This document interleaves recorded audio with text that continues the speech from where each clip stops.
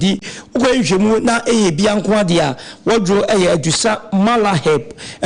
malaheb kana fo adia tumpa san se wono no a na ase ye no a eboa ye pa se nipadua na ye oya ede anyinya no unya bia bebo adusa herbal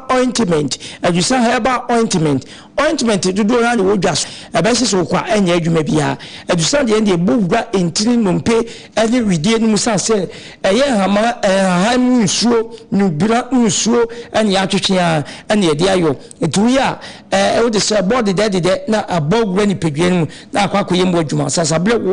wo triblamu na etete wo ninya unya bia nkotodwe wo de sasa bebo pa Fredimens ubenya bi Colnac Osons Pharmacy Coastal Pharmacy Dani Herba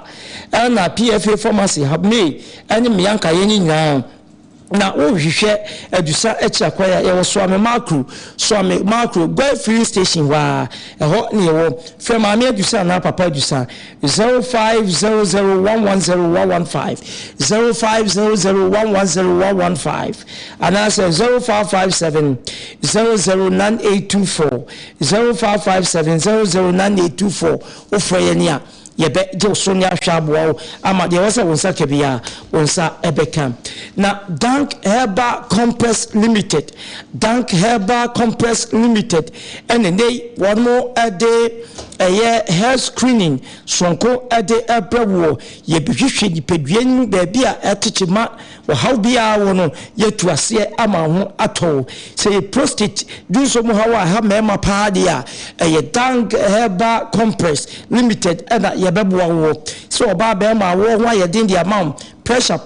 treat was it yade be ma wuntumi ma mu so eno abodwuma enem yade aba beto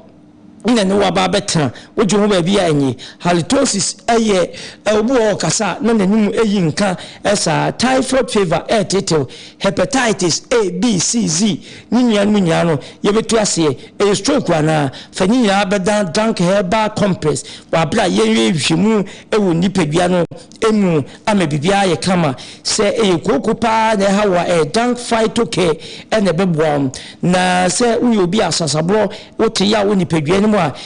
stroke herba ena yede ebowo na Dank Procare no die se usisi pa na yo ya be betu ase ena Dank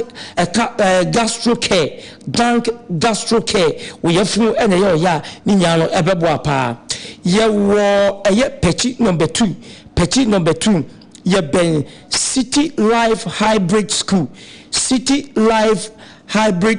eho ena Dank Herbal